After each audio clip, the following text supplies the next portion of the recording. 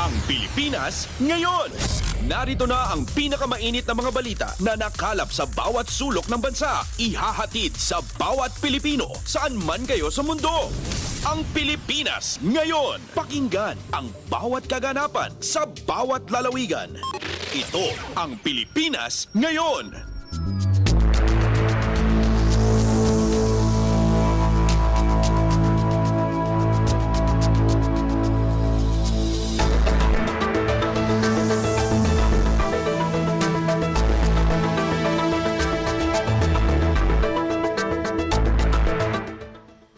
Magandang araw po sa ating mga tagapakinig. Welcome po muli sa ating programang Ang Pilipinas Ngayon. Napapakinggan po ninyo saan mang bahagi ng mundo sa pamamagitan ng ating himpilan, ang Radio Pilipinas World Service ng Presidential Broadcast Service. Napapakinggan po tayo sa mga sumusunod na shortwave frequencies sa 9.925 MHz, 12.120 MHz at 15.190 MHz. Ako po si Ven Blones. Samahan po ninyo ako sa kabuuan ng ating programa ngayong araw na ito. Kapapalooban pa rin po ng ilan sa mga mahalagang balita mula dito sa ating bansa. Kasama na ang mga segmentong showbiz, sports, business at ang mga ulat mula sa iba't ibang rehiyon ng Pilipinas. Samantala, nais po namin kayong imbitahin na bisitahin ang ating Facebook page, ang Radio Pilipinas World Service. Paki-follow, like at share na rin po. Ang tabayanan, sa inyo na sa ilang sandali ang kabuuan ng ating programang Ang Pilipinas Ngayon. Kumpleto, detalyadong balitaan, di papahuli sa mahahalagang kaganapan. Kamustahin ang inang bayan, ang Pilipinas Ngayon.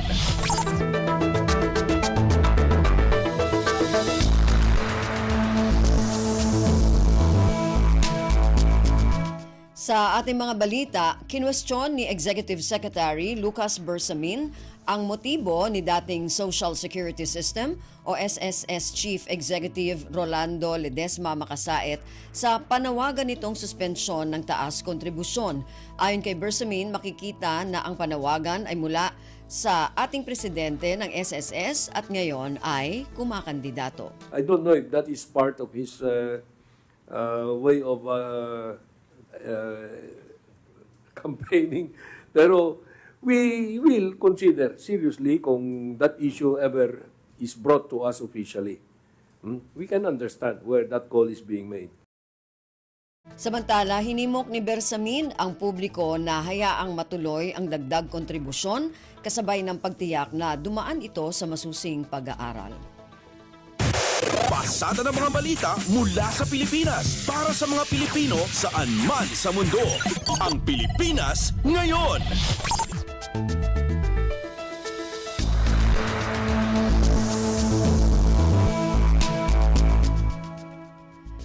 Pinabulaanan ng Malacanang na mas mataas ang pondo ng Department of Public Works and Highways o DPWH kumpara sa Department of Education o DepEd. Nauna na kasing lumabas na kasama ang Philippine National Police at Armed Forces of the Philippines sa pondo ng sektor ng edukasyon. Ipinaliwanag ni Executive Secretary Lucas Bersamin na hindi lamang Department of Education ang ahensya sa ilalim ng naturang sektor at dapat anyang intindihin ng publiko ang nasa konstitusyon. Yung education responsibility has been shifted to other sector, government agencies. So, is it fair for everyone to claim na hindi mo dapat ibilang yan sa education sector dahil nandun sa PNP or nandun sa AFP? Hindi maganda yun. Samantala, sinabi ni Bersamin na prioridad ni Pangulong Ferdinand Romualdez Marcos Jr. ang sektor ng edukasyon base sa konstitusyon. Ang Pilipinas Ngayon, kasama si Ven Blones. Iginiit ni Executive Secretary Lucas Bersamin na walang koneksyon ang Malacanang sa self-confessed hitman na si Edgar Matubato. Si Matubato ang umaming hitman sa Davao Death Squad at napaulat na nakaalis na ng bansa kasama ang kanyang pamilya. Ayon kay Bersamin, hindi kontrolado ng Malacanang ang mga plano ni Matubato kung nais na tumistigo o hindi laban sa drug war ni dating Pangulong Rodrigo Duterte. We have no connection with Mr. Matubato. No? Whatever is his purpose in going out, we cannot control that. But if he intends to go to testify in another forum, that's also beyond our control. No?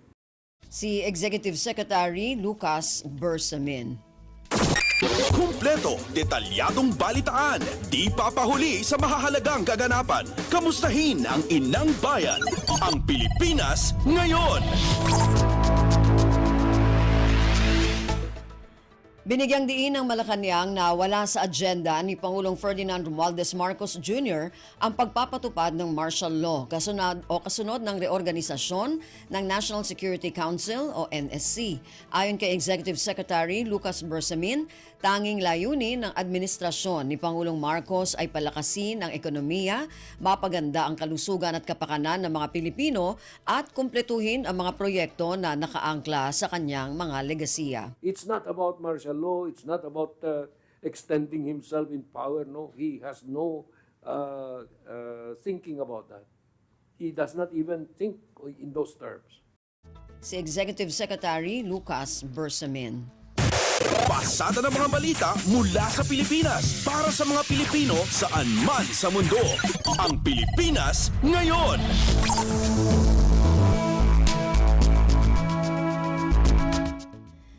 Naitala ng Philippine Statistics Authority o PSA ang muling pagbaba ng unemployment rate o bilang ng mga walang trabaho sa bansa noong Nobyembre ng 2024. Batay sa pinakahuling Labor Force Participation Survey ng PSA, bumaba sa 3.2% ang unemployment rate nitong Nobyembre mula sa 3.7% noong Oktubre. Katumbas ito ng 1.66 na milyong Pilipino na walang trabaho. Kaugnay nito, tumaas rin ang bilang ng mga may trabaho na nasa 76.8% o katumbas ng 49.54 na milyon na may trabaho o negosyo. Mas mataas ito sa naitalang 76.1% na employment rate noong Oktubre at 76.4% naman noong Nobyembre ng 2023. Maging ang underemployed o mga manggagawa na hindi napapasweldo ng sapat at nasa trabaho na hindi angkop sa kanilang kakayahan ay bumaba rin sa 10.8%. Kabilang naman sa mga trabahong nakaambag sa mataas na employment rate ang mga service at sales workers na may dagdag na higit 600,000, elementary occupations, plant and machine operators and assemblers, craft at related trade worker at clerical support. Ang Pilipinas ngayon, kasama si Ben Blones. National Food Authority o NFA kumpiyansang mapapalakas pa ang palay ngayong 2025.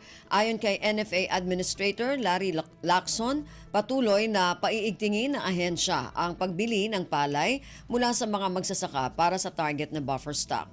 Ang detalye ng balitang ito mula kay Mary Ann Bastasa. Nananatiling positibo ang National Food Authority na mapapalawak nito ang procurement ng palay ngayong 2025. Ito ay sa kabila pa ng iba't ibang hamon sa ahensya, kabila ang pag-release sa procured NFA rice stocks, warehouse capacity at ang pondo sa ilalim ng 2025 General Appropriations Act.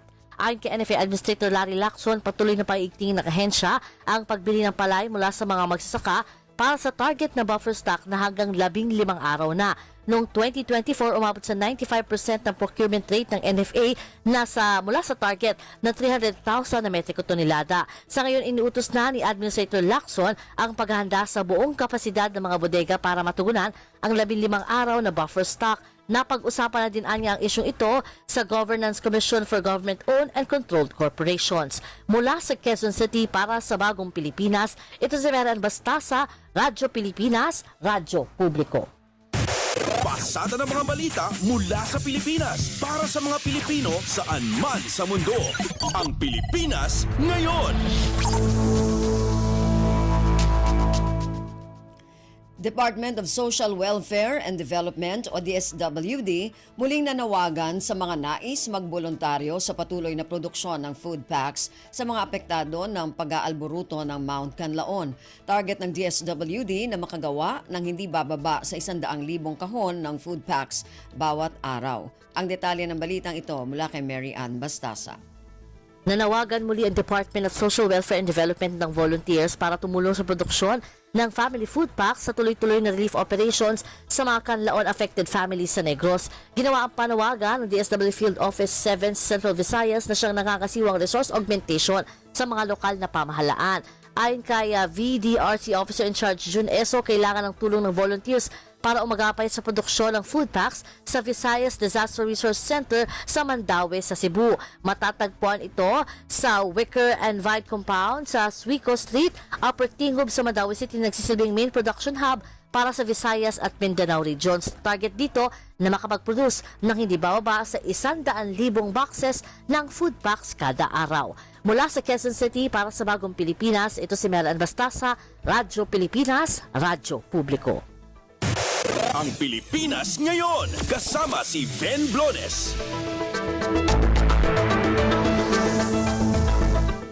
Armed Forces of the Philippines o AFP hindi dapat isama sa panukalang right sizing ng pamahalaan. Sa isang consultative meeting sa Senado, sinabi ni Department of National Defense Undersecretary Angelito De Leon na masyadong dynamic ang AFP para itali ito sa right sizing. Ang detalye ng balitang ito mula kay Nympha Asuncion. Nanindigan ng Armed Forces of the Philippines o AFP na hindi sila dapat isama sa panukalang right sizing ng gobyerno.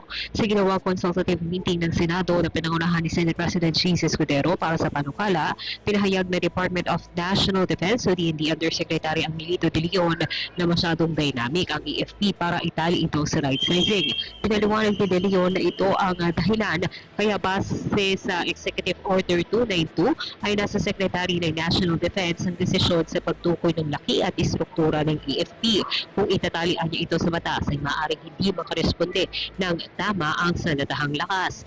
Pero iginiit naman ni Escudero na ibibigay sa Pangulo ang kapangyarihan na bumuo ng mga bagong opisina o posisyon para matugunan ang kasalukuyan at hinaharap na pangangailangan ng bansa pagdating sa external security. Mula sa Senado, para sa Bagong Pilipinas, Nympha Asuncion, Radyo Pilipinas, Radyo Publiko. Kumpleto, detalyadong balitaan, di papahuli sa mahahalagang kaganapan. Kamustahin ang inang bayan, ang Pilipinas ngayon. Magpapatuloy ang pagpapatrolya ng Armed Forces of the Philippines o AFP sa ere at katubigan sa mga karagatang sakop ng Pilipinas. Ito'y sa kabila ng pananatili ng tinaguriang monster ship ng China Coast Guard na may bow number 5901 na nasa exclusive economic zone mismo ng bansa malapit sa Zambales na bahagi ng West Philippine Sea. Ayon kay Philippine Navy spokesperson for the West Philippine Sea, Rear Admiral Roy Vincent Trinidad, nakakabahala ang anumang uri ng panghihimasok sa alinmang katubigang sakop ng Pilipinas. Kasunod nito ay giniit ni Trinidad na ang presensya ng monster ship ng China ay iligal at hindi nararapat na nasa karagatan na sa ilalim ng pamamahala ng Pilipinas. Nauna rito tiniyak ng National Security Council o NSC na handang umaksyon ng pamahalaan sakaling magpakita ng anumang provocative action ang naturang monster ship. Pasada ng mga balita mula sa Pilipinas para sa mga Pilipino saan man sa mundo. Ang Pilipinas ngayon. Hinimok naman ng Philippine Navy ang mga mangingisda na ipagpatuloy ang pagmamasid sa karagatan ng Pilipinas. Ito ay matapos na matagpuan ng mga mangingisda ang submarine drone sa baybayin ng San Pascual, Masbate. Ayon kay Navy spokesperson for the West Philippine Sea, Rear Admiral Roy Vincent Trinidad, ang mga mangingisda ay mahalagang bahagi ng coastal and maritime domain awareness. Sinabi rin ni Trinidad na scientific approach ang ginagawang pagsusuri sa drone at hindi sapat ang mga marka dito upang matukoy ang pinagmulan nito. Binigyang diin ni Trinidad na kailangang may sapat na ebidensya upang mapatunayan ang pinagmulan at hindi lamang haka-haka. Ang Pilipinas Ngayon, kasama si Ben Blones. Department of Transportation o DOTR tiniyak na magpapatuloy ang implementasyon ng mga flagship infrastructure projects sa bansa. Kabilang sa tinalakay sa pulong ng gabinete ang 16 na flagship infrastructure projects ng DOTR tulad ng North-South Commuter Railway, Metro Manila Subway Project at iba pa. Ang detalye ng balitang ito mula kay Diane Lear. Tiniyak ng Department of Transportation na tuloy-tuloy ang pagpapatupad ng mga malalaking proyekto sa transportasyon.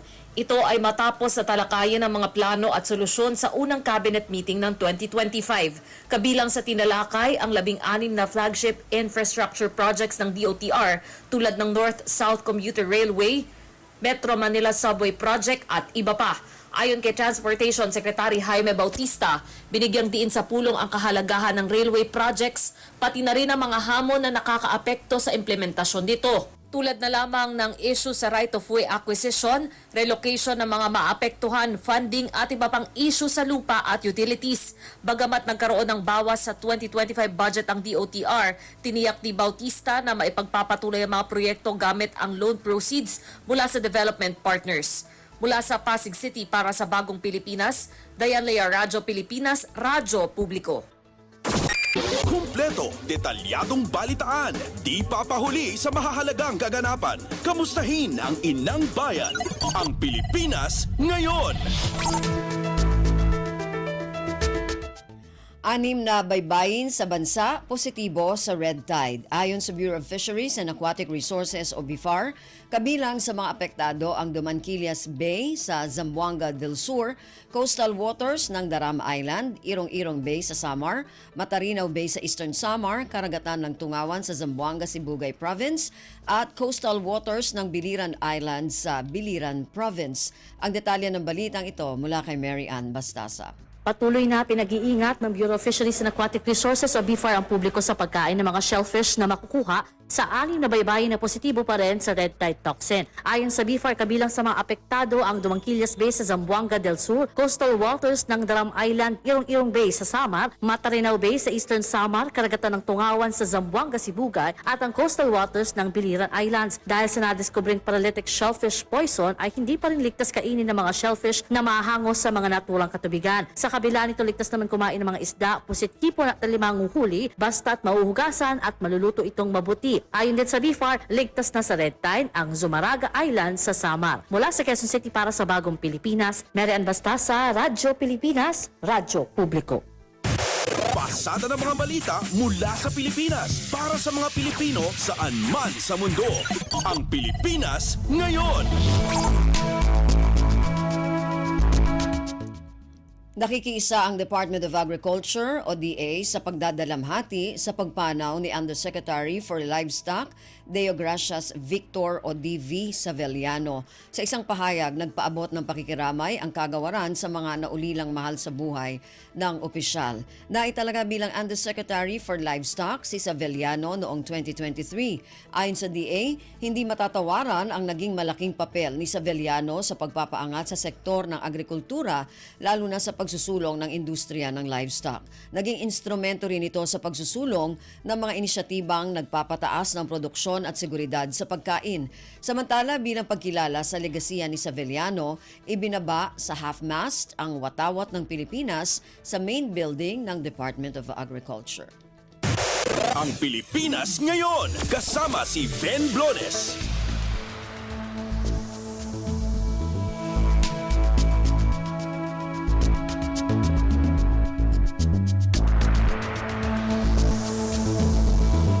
Narinig po ninyo ang ilan sa mga mahalagang balita mula dito sa ating bansa. Samantala, antabayanan naman po ang mga balita mula sa iba't ibang rehiyon at lalawigan dito sa Pilipinas para sa ating regional news. Balita mula sa lalawigan sa bawat rehiyon ng ating bayan. Dito sa Ang Pilipinas Ngayon.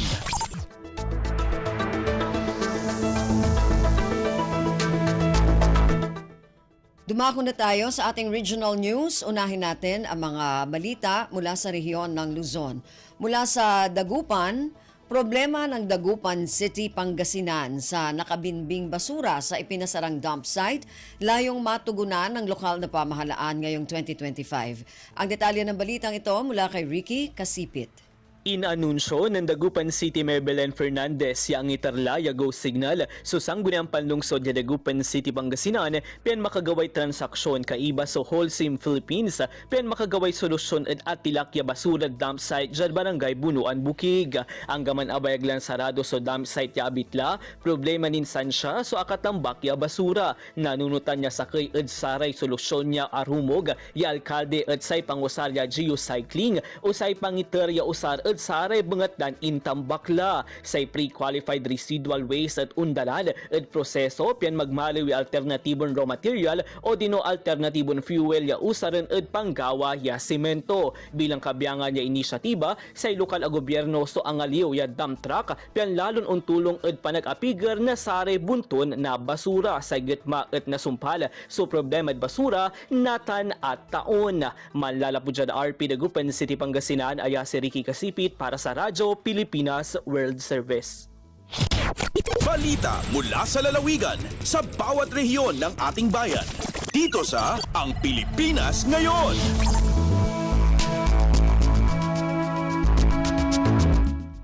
Maraming salamat, Ricky. Yan ang ulat mula sa Dagupan. Samantala, dumako naman tayo sa Bontoc. Mga proyekto sa ilalim ng Philippine Rural Development Project inaasahang ipatutupad ng Department of Agriculture sa Cordillera sa rehiyon ng Cordillera ngayong 2025 sa Mountain Province at Ifugao. Ang detalye ng balitang ito mula kay Donna Kawis Balyo. Maipatungpal itaatawan tinasrok 975 million pesos a farm-to-market roads, waterworks system, and canal irrigation system projects the Department of Agriculture Cordillera. In padamag ni DA Regional Field Unit Cordillera PRDP Action Officer Jovelyn Valenciano, adagi tinasaw a proyekto ti DA CAR kat maipatungpal babaan iti Philippine Rural Development Project para iti probinsya ti Ifugao maisayangkat ti improvement ti duwa nga farm to market roads a pakiiramanan ti Cabaluta Ponghal Buyabuyan FMR ken ti Santo Domingo Namnama Putyahalag FMR nga gatad iti nasrok 800 million pesos. Maipatungpal met sa JIT construction ti Lagawi Water System nga gatad iti 96.7 million pesos ken construction ti Asipolo Level 2 Potable Water System nga gatad iti nasrok 18.5 million pesos. Dito'y Mountain Province maipatungpal sa Sabangan ti improvement ti Sabangan Canal Irrigation System Project nga gatad iti nasrok 155.3 million pesos. Narpos na Bontoc, Donna Kawisbalyo para sa Radyo Pilipinas World Service. Balita mula sa lalawigan sa bawat rehiyon ng ating bayan. Dito sa Ang Pilipinas Ngayon. Maraming salamat, Donna. Yan ang ulat mula sa Bontoc. Samantala, dumako naman tayo sa Lucena. Flood Control Project sa Nauhan, Oriental Mindoro, sisimulan na. Ang detalye ng balitang ito mula kay Tom Alvarez. Sisimulan na ng Office of the Civil Defense o OCD, katuwang ang pamalambayan ng Nauhan, Oriental Mindoro, ang Flood Control Project sa Barangay San Jose sa nasabing bayan. Ayon sa pabalitang kagawaran, ay kanilang pagkakalooban ng pondo na ilalaan sa proyekto sa Barangay San Jose na kadalasang binabaha sa panahon ng malalakas na pag-ulan. Anila, ang infrastrukturang itatayo ay siyang pipigil upang hindi na umapaw ang ilog na kumukonekta sa baybaying dagat na nasasakop ng naturang barangay na nagiging sanhi ng pagbaha. Kaugnay nito ay nagsagawa ng inspeksyon ng OCD kasama si Nauhan Mayor Henry Joel Teves sa pagtitirika ng proyekto kamakailan. Mula sa RP1 Lucena, ito si Tom Alvarez para sa Radyo Pilipinas World Service. Balita mula sa lalawigan sa bawat rehiyon ng ating bayan. Dito sa Ang Pilipinas Ngayon.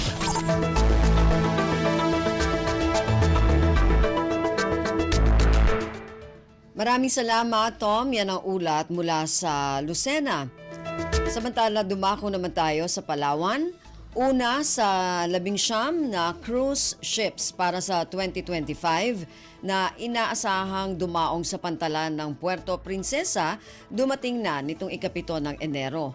Ang detalye ng balitang ito mula kay Lizelle Pilapil. Agsampit sa pantalan ng syudad ang Puerto Princesa ang MS Nordam kaapon, petsa 7 ang Enero, ang kauna-unahan sa 19 ka mga cruise ship nga ig sa saringan nga mga bisita sa syudad dading dagon nga dya ang 2025. Bilang dya sa 4 ka mga cruise ships nga mag-abot dading bulan nga dya ang Enero, ig pinakauna sa 19 nga mga abot sa kabilugan ang 2025. Madedamdaman nga pera rin kabeses nga agasampit sa syudad ang Puerto Princesa ang barkong dya, ig ang pagbalik ang mga cruise ship nga dya makon si City Tourism Promotions Division Chief Michi Meneses, isa ra dya sa matinlong senyales na kontento ang mga bisita nga agarabot digi.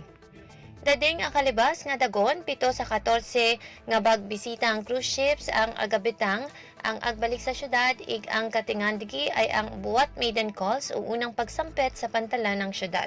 Ing kakalipay da ang opisina ang tourism ig pamunuan ng Puerto Princesa ang pagdayon nga pag-arabot ang mga cruise ship sa Puerto Princesa nga ikikilala rang pinaka igbibisitang ig destinasyon ang mga cruise ship sa Mimaropa ang akalibas nga dagon. Alinigi sa Radyo Pilipinas Palawan, dya si Lizelle Pilapil para sa Radyo Pilipinas World Service. Balita mula sa lalawigan sa bawat rehiyon ng ating bayan. Dito sa Ang Pilipinas Ngayon.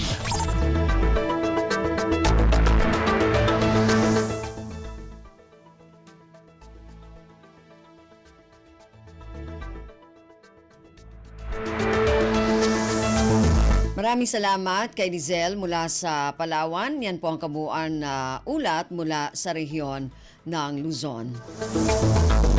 Samantala, dumako naman tayo sa rehiyon ng Kabisayaan mula sa Calbayog. Dagdag na konkretong kalsada sa bayan ng San Jorge natapos na ng Department of Public Works and Highways. Ang detalye ng balitang ito mula kay Suzette Pretencio. Natapos na ang konstruksyon sa dugang nga konkreto nga kalsada tikang sa Barangay Blanca Aurora pakadto sa Barangay Tumugbong sa munisipyo sa San Jorge, Samar, anunsyo sa Department of Public Works and Highways o DPWH Samar 1st District Engineering Office. Nagkakantidad ini sa 19.6 million pesos sa ilarom sa General Appropriations Act o GAA Fiscal Year 2024. Ginkokomponeran proyekto sa 480 meters Portland Cement Concrete Pavement o PCCP nga may duha nga tag 6.1 meters nga kahilapad san lane, 5 ka unit nga pipe culvert agud malikyan ang pagbara san abid san tubig ug 25 nga solar LED lights. Sumala sa DPWH Summer First, makakabulig ang kalsada para sa mas madali nga access sa mga tayaw nga barangay ug para makahatag san maupay nga travel experience para sa ton mga mabisita sa waterfalls sa lugar. Tikang sa Radyo Pilipinas Calbayog, Suzette Pretencio para sa Radyo Pilipinas World Service. Balita mula sa lalawigan sa bawat rehiyon ng ating bayan. Dito sa Ang Pilipinas Ngayon.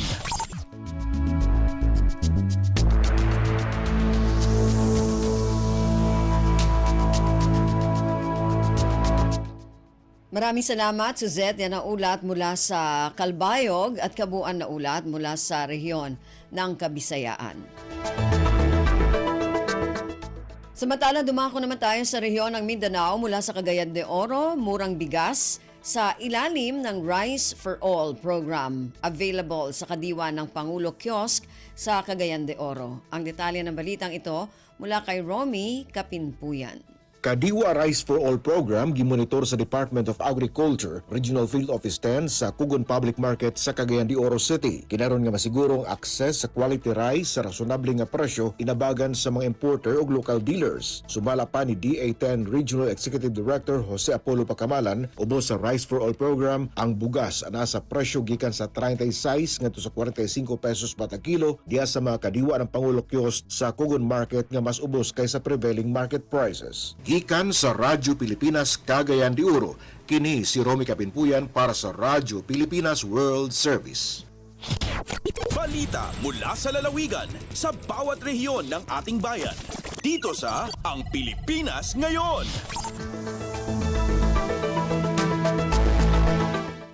Maraming salamat, Romy. Yan ang ulat mula sa Cagayan de Oro. Samantala, dumako naman tayo sa Tandag, bayan ng Kantilan sa Surigao del Sur, isa ng ganap na first-class municipality. Ang detalye ng balitang ito mula kay Raymond Aplaya. Gipasigarbo karon sa lokal nga panggamhanan sa lungsod sa Kantilan, Surigao del Sur ang pagkahimo na nining usa ka first-class municipality. Nasayran nga subay sa reclassification nga nakalatid sa Department Order No. 74-2024 gikan sa Department of Finance, pinasubay sa Section 6 sa Republic Act No. 11964 o nailawsab nga automatic income classification of LGUs usa na karon ka first class municipality ang maong lungsod gikan sa pagka second class municipality. Tungod kini sa paglambo sa ekonomiya sa maong lungsod o dedikasyon sa LGU nga mapalambo usab ang estado sa pagkinabuhi sa mga konstituente niini. Subay nini galauman nga ang maong kalambuan magtunol og mas lapad nga oportunidad alang sa tanang mga kantilang loans sa umalabot pa nga panahon. Gikan sa Radyo Pilipinas Tandag, kini si Raymond Aplaya alang sa Radyo Pilipinas World Service. Balita mula sa lalawigan sa bawat rehiyon ng ating bayan. Dito sa Ang Pilipinas Ngayon.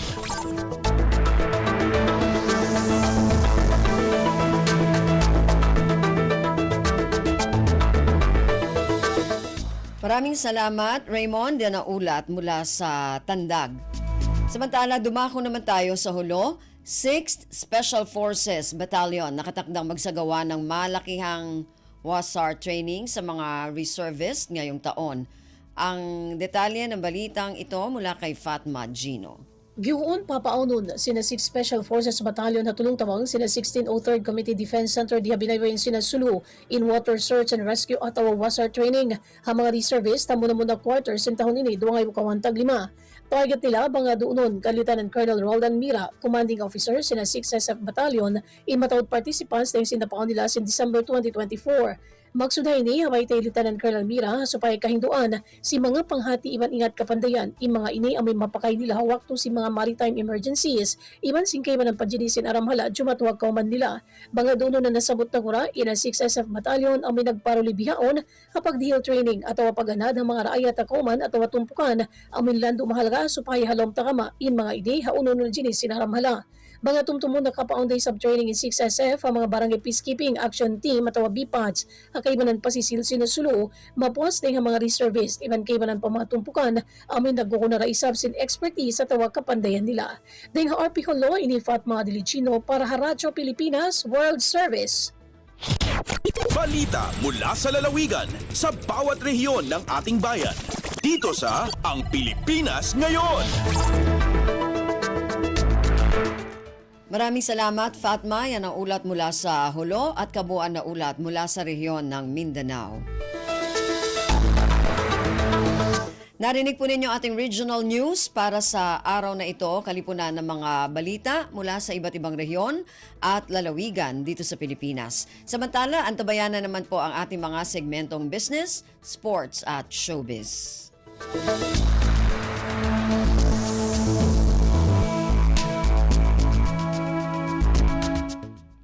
Dumako na tayo sa ating mga segmento. Unahin natin ang ating balitang negosyo. Narito si Erwin Peñano.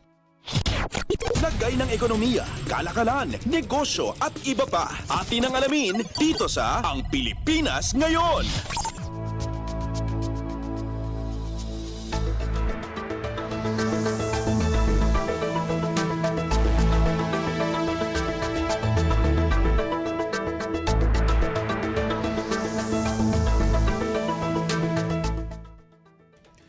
Magandang araw, narito na ang mga nangungunang balita sa larangan ng pagnenegosyo at kalakalan. Ikinutuwa ni National Economic and Development Authority o NEDA Secretary Arsenio Balisacan ang bumabang average inflation o presyo ng mga produkto at serbisyo sa bansa noong 2024. Sa pinakahuling datos kasi ng Philippine Statistics Authority, sumampa sa 2.9% ang headline inflation noong Desyembre dahilan para mag-average sa 3.2% ang kabuang inflation sa buong taon na siya namang pasok sa government target na 2 hanggang 4%. Ayon kay Secretary Balisacan, sa kabila ng mga hamong kinaharap ng bansa noong nakarang taon ay nagawa pa rin nitong maipasok sa target range ang inflation at signipikong maibaba mula sa 6% average figure noong 2023. Anya, pinakabagong figura ay bunga ng sama-samang pagtutulungan ng mga ahensya ng pamahalaan at pagpapatuloy sa commitment na maipanatili ang inflation rate pasok sa target ngayong 2025. Sa pagsisimula naman ng bagong taon, siniguro rin ni Secretary Balisacan na hindi titigil ang Administrasyong Marcos Jr. sa pagpapalakas pa ng mga hakbanging magpapahusay at titiyak sa matatag, maginhawa at panatag na pamumuhay ng mga Pilipino. Lagay ng ekonomiya, kalakalan, negosyo at iba pa. Atin ang alamin dito sa Ang Pilipinas Ngayon.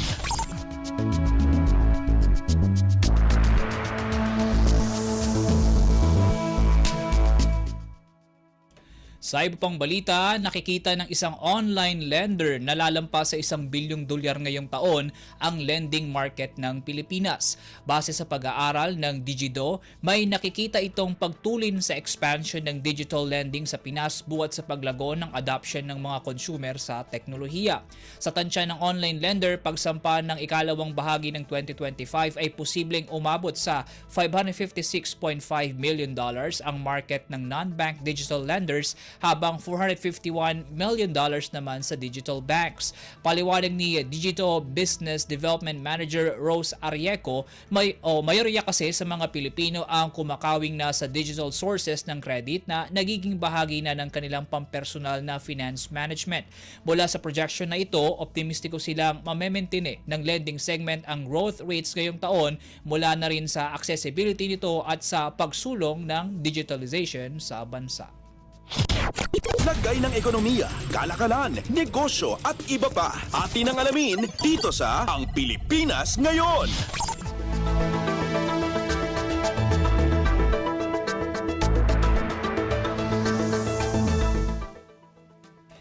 Iniulat ng German-Philippine Chamber of Commerce and Industry o GPCCI na mas humusay pa ang mga negosyo sa pagitan ng Manila at Berlin sa mga nakalipas na buwan. Base kasi nila sa Fall 2024 AHK World Business Outlook Survey, lumabas na ang Philippines-Germany economic relations ay nag-improve sa 58%, 8% mas mataas kumpara sa 50% outlook sa nakalipas na Spring 2024 report. Paliwanag ng GPCCI, nagsilbing main driver sa nasabing improvement ang mga pamumuhunan at planong pagkuha ng mga empleyado ng German businesses sa Pilipinas. Ibinalita rin ng grupo na nalampasan ng Pilipinas ang employment outlook ng mga negosyo sa ASEAN at maski ng worldwide average, isang refleksyon nila ng kumpiyansa sa local market. Kasabay ng positive outlook sa Pinas, ipinayo ng grupo na ma-address sana ng Pilipinas ang mabagal na performance nito sa global competitiveness rankings na siyang nagiging banta sa pagsulong panglalo ng bansa. Partikular na tinukoy rito ang pagtugon sa mga hamong gaya ng sa infrastruktura, tumataas na energy prices at supply chain disruptions. Lagay ng ekonomiya, kalakalan, negosyo at iba pa. Atin ang alamin dito sa Ang Pilipinas Ngayon.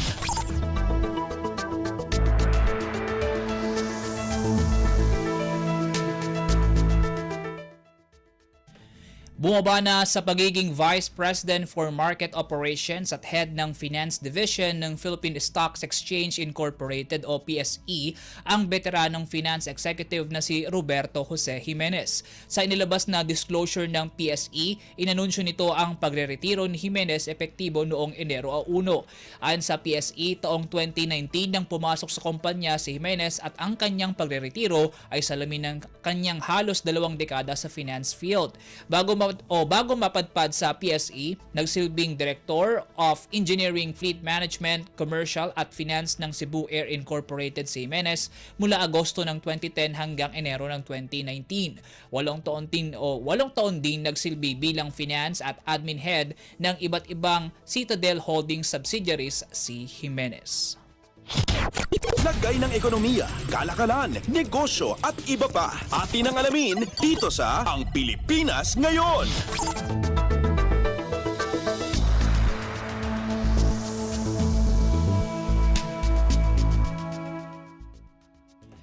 At yan po mga balitang aming nakalap sa larangan ng pagnenegosyo at kalakalan. Para sa Radyo Pilipinas World Service, ako po muli si Win Peñano. Maasensong araw po sa ating lahat. Lagay ng ekonomiya, kalakalan, negosyo at iba pa. Atin ang alamin dito sa Ang Pilipinas Ngayon.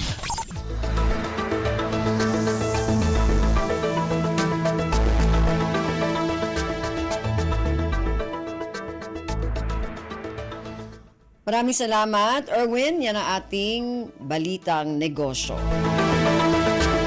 Samantala, para sa ating balitang pampalakasan, narito naman si Leo Magpayo. Updates at pinakahuling mga usapin sa mundo ng palakasan. Atin ang pakinggan dito sa Ang Pilipinas Ngayon. Magandang araw. Narito na po ang sports balita. Isiniwalat ni Gilas Pilipinas head coach Tim Cone na pinag-iisipan ng koponan na maglaan ng oras para sa isang training camp sa Doha, Qatar bilang parte ng kanilang preparasyon, hindi lamang para sa February window ng qualifiers, kundi pati na rin sa mga ibang torneo para sa taong 2025. Subalit hindi pa rin ito sigurado, ibinahagi ni Cone na tinitignan muna ng Nationals ang unang linggo ng Pebrero na posibleng mga petsa para sa training camp at maglaro ng ilang friendly games bago ang dalawang laban kontra Chinese Taipei sa Pebrero 20 at sa New Zealand sa Pebrero 23. May halos 2 linggong preparasyon si Cone at ang Gilas sa unang kasunduan nila kasama ang Samahang Basketball ng Pilipinas at stakeholders noong nagsimula ang programa nitong nakalipas na taon. Sa panig naman ng PBA, magkakaroon sila ng break sa kalagitnaan ng Season 49 Commissioner's Cup Playoffs para magbigay daan sa preparasyon. Papasok ang Gilas sa huling window ng 2025 FIBA Asia Cup qualifiers at sigurado na itong may pwesto sa main tournament na gaganapin sa Jeddah, Saudi Arabia sa Agosto. Nananatiling perpekto ang record ng Nationals sa 4-0, subalit giit ni Cone na importante na tapusin ang window ng panalo para magkaroon ng kinakailangan na momentum. Updates at pinakahuling mga usapin sa mundo ng palakasan. Atin ang pakinggan dito sa Ang Pilipinas Ngayon. Namatay si Southeast Asia o SEA Games multi-medalist Mervin Guarte nitong Lunes pagkarang hindi ito nakarecover mula sa ilang saksak sa kanyang katawan. Ang 33 anyos na si Guarte ay pinaslang sa kanyang tahanan sa Calapan Oriental, Mindoro nang hindi pa nakikilalang tao. Sa isang ulat ng lokal na pulis, sinabi na natutulog si Guarte sa sala ng kanilang bahay kung kailan pumasok ang mamamatay tao at sinaksak siya sa dibdib ng ilang beses 4:30 ng hapon. Umalis kaagad ang suspect sa eksena habang nagawa pa ni Guarte na makahingi ng tulong sa kanyang mga kapitbahay. Dinala siya sa malapit na ospital, subalit binawian na din ito ng buhay dahil sa natamo nitong mga sugat. Unang rinepresenta ni Guarte ang bansa bilang isang middle distance runner sa athletics, kung saan nakuha niya ang silver medals sa men's 800 meters at 1,500 meters sa 2011 SEA Games sa Jakarta, Indonesia. Isa rin siyang national record holder sa 4x800 meter relay kasama ang kanyang mga teammates na sina Wenli Maulas, Paul Billones at Christopher Ulbok. Pagkalipas ng ilang taon, nag-focus si Guarte sa obstacle course kung saan nakopo nito ang gintong medalya sa 2019 SEA Games sa Maynila sa men's 5-kilometer race. Gold medalist din si Guarte sa men's team relay sa 2023 SEA Games sa Cambodia at isang 2024 Spartan Asia Pacific champion sa men's beast 21-kilometer event. Nagpaabot naman ng pagkakadalamhati at pakikiramay sa pamilya ni Guarte ang ilang mga national athletes at umaasa na sa lalong madaling panahon ay makamtan nito ang hustisya. Updates at pinakahuling mga usapin sa mundo ng palakasan. Atin ang pakinggan dito sa Ang Pilipinas Ngayon. Narehistro ni Filipino tennis star Alex Ayala ang kanyang pinakamataas na posisyon sa Women's Tennis Association o WTA rankings kung saan pumwesto ito sa ika-138. Tumalon ng 9 na pwesto ang 19 anyos na si Ayala mula sa ika-147 sa simula ng taon pagkatapos ang kanyang pagsali sa Workday Canberra International para sa kanyang preparasyon sa Australia Open na sa kasamaang palad ay napatalsik siya kagad sa qualifying round. Kahalintulad ng kanyang pagkatalo sa qualifying round nitong nakalipas na taon laban kay Rebecca Peterson ng Sweden sa score na 2-6 at 5-7, bigo din makausad sa susunod na round si Ayala ngayong 2025 edisyon ng Australian Open kung saan natalo ito kay Jana Fett ng Croatia sa kaparehong score na 5-7 at 2-6. Umabot ng semifinals si Ayala sa Canberra kung saan tinalo niya si Taylor Preston ng Australia 4-6, 6-2 at 6-1 para makatapat si Xijia Wei ng China. Subalit natapos ang lakbay ni Ayala nang biguin siya ni Wei 5-7 at 2-6 para makapasok ito sa finals laban kay Alexandra Sasnovich ng Belarus. Sa huli, nanalo din si Wei sa score na 7-5, 4-6 at 6-3 para angkinin ang korona. Updates at pinakahuling mga usapin sa mundo ng palakasan. Atin ang pakinggan dito sa Ang Pilipinas Ngayon. At yan ang pinakahuling balita sa larangan ng palakasan. Para sa Radyo Pilipinas World Service, ito po si Leo Magpayo. Magandang araw. Updates at pinakahuling mga usapin sa mundo ng palakasan. Atin ang pakinggan dito sa Ang Pilipinas Ngayon.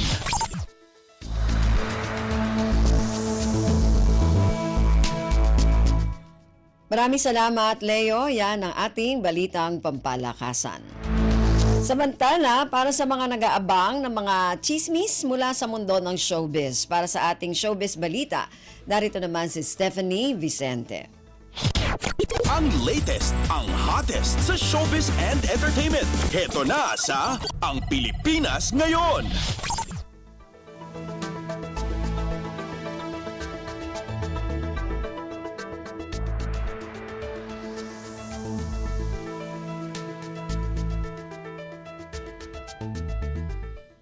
Magandang araw! Nagbabalik ang paboritong segmento ng mga chismoso at chismosa, ang segmentong Balitang Artista. Narito muli ang inyong chika Dora Steph Vicente upang hatid ang mga pinakamaiinit na showbiz balita para sa araw na ito. Hindi ko na patatagalin pa ang ating introduction at simulan na natin ang ratsyada ng mga chika.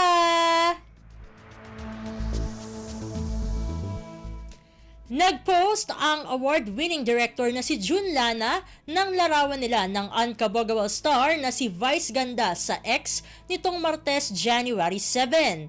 Ayon kay Direk June, iyon ang kauna-unahang larawan nila ni Vice na hudyat din ng kanilang magandang paglalakbay sa paggawa ng And the Breadwinner Is. Nitong Martes dapat ang pagtatapos ng pagpapalabas ng mga kalahok na pelikula sa 50th Metro Manila Film Festival o MMFF, pero na-extend ito hanggang January 14. O ayan, may chance pa kayo. Pero magkaganon pa man, labis daw ipinagmamalaki ni Direk June ang pelikula nila ni Vice. Buong mensahe ni Direk June sa caption, quote-unquote, "Whether or not today is the last day of the MMFF, I'm bursting with pride for And the Breadwinner Is. This photo, one of the first I ever took with Vice, marked the beginning of an incredible journey together, and this is just the start. Hashtag And the Breadwinner Is." Hindi naman lubos maisip ni Vice kung paano magpasalamat kay Direk June. Ginawa raw kasi nitong makabuluhan ang kanyang pagbabalik sa MMFF. Ang huling pagsali ni Vice sa Annual Film Festival ay noon pang taong 2022 sa pamagitan ng Partners in Crime kung saan kasama ni Vice si Ivana Alawi. Espesyal din daw kay Vice ang And the Breadwinner Is dahil isa ito sa pangarap niyang gawing pelikula. Samantala, nananatiling single naman ang itinuturing na isa sa pinakagwapong aktor dito sa Pilipinas at isa rin sa mga star ng MMFF entry na The Kingdom. Walang iba kundi si Papa P, Piolo Pascual sa edad na 47. Pagbabahagi ni Piolo, 13 taon na siyang single at sa loob ng mahabang panahon na ito ay na-enjoy niya raw ang mag-isa. Ito mismo ang sinabi ng aktor nang makapanayam siya ni Tony Gonzaga na nakasama rin ni Papa P sa isang pelikula sa vlog nito sa YouTube nitong linggo January 5. Nagsimulang ibahagi ni Papa P ang relationship status nang matanong siya ni Tony kung paano nito hinahandle ang mga issue pagdating sa kanyang love life. Gayong hindi naman daw maikakailan na maging si Piolo ay hindi nakakaligtas na ma-issue sa mga nakakatrabaho niyang babaeng artista. Habang sumasagot ay natatawa si Piolo dahil ni isa man daw sa mga ini-issue sa kanya ay hindi totoo. Aniya, quote and unquote, wala naman may love life ba ako? Ang tagal na rin hindi ko na alam yung love life. Napaisip ako doon pero mga kachismis, di ba, sabi nga nila ay niligawan, no? Di umano nitong si Papa P si Tony, pero hindi, kumbaga, binasted. Ayan, marami talagang nababasted itong si Tony G. Pero, syempre, natagpuan niya ang kanyang perfect love, no? Dito nga kay Direk Paul. At sa pagtatapos ng ating segmento, aminado ang kapuso actor na si Paulo Contis na isa sa kinatatakutan niya ay makatagpo ang kanyang mga anak na babae ng lalaking kagaya niya. Ehem. 3 babae ang anak ni Paulo sa kanyang mga dating partner. 2 ang anak niya sa estranged wife niyang si Lian pa, sina Sonia, 14 at Celine, 13. Isa naman sa ex-partner niyang si LJ Reyes, si Summer na 5 taong gulang. Sa programang Your Honor ng ULOL YouTube channel, naging panauhin ni na Tuesday Vargas at Buboy Villar si Paulo sa episode na lumabas noong Sabado, January 4. Dito ay napag-usapan ang tungkol sa pagkakaroon ni Paulo ng iba't ibang karelasyon.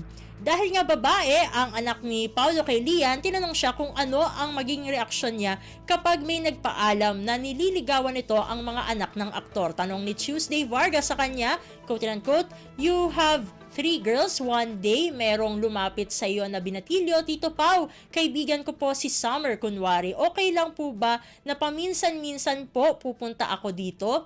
How will you handle if one day your daughters come to you?" Napaisip muna ng bahagya si Paulo bago siya sumagot, quote and unquote, "It's gonna happen anyway at wala kang magagawa." Sundot na tanong ni Tuesday sa kanya, quote and unquote, "Hindi ka natatakot, Pau, na may makilala rin sila na kagaya mo?" Ano kayang ibig sabihin ni Tuesday dito? Sa puntong ito, inamin ni Paulo na isa ito sa labis niyang kinatatakutan. Noong una raw ay gusto ng aktor nang mahanap na mamahalin ng kanyang mga anak ay kagaya niya ng ugali.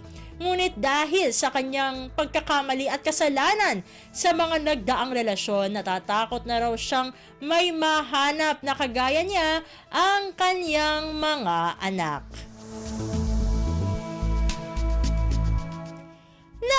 Naku, konti lang ang oras natin para sa ating segmentong Balitang Artista. Maraming salamat mga kachismis para sa inyong pakikinig sa ating segmento. Ako muli, ang inyong chika Dora, Steph Vicente para sa Radyo Pilipinas World Service.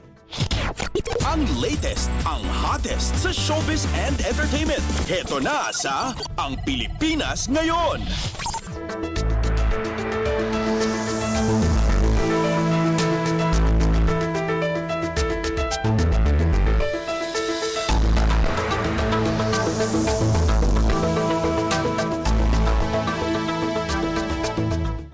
Maraming salamat, Steph. Yan ang ating showbiz balita. Narinig po ninyo ang kabuuan ng ating programang Ang Pilipinas Ngayon. Magpapasalamat muna tayo sa mga nakasama natin sa ating programa ngayong araw na ito. Sa ating technical side, kina Milo Jonella, Susan Naison at Anthony Pimentel. Sa ating mga executive producer, kina Jerome Toledo at kay Stephanie Vicente. Sa mga kasama natin na nag-ulat para sa ating mga segmento, sa ating balitang negosyo kay Erwin Peñano, balitang pampalakasan kay Leo Magpayo, sa ating showbiz balita kay Stephanie Vicente, sa mga kasama natin na nag-ulat mula sa iba't ibang rehiyon at lalawigan dito sa Pilipinas para sa ating regional news at sa ating station manager na si Mr. Ray Sampang. Hanggang sa susunod na edisyon na ating programang Ang Pilipinas Ngayon, ako pong muli si Ven Blones. Maraming salamat po at mabuhay po tayong mga Pilipino. At yan ang Pilipinas Ngayon. Muling samahan si Ven Blones sa parehong oras at alamin ang pinakahuling mga kaganapan at balita saan man kayo naroon. Ang Pilipinas Ngayon.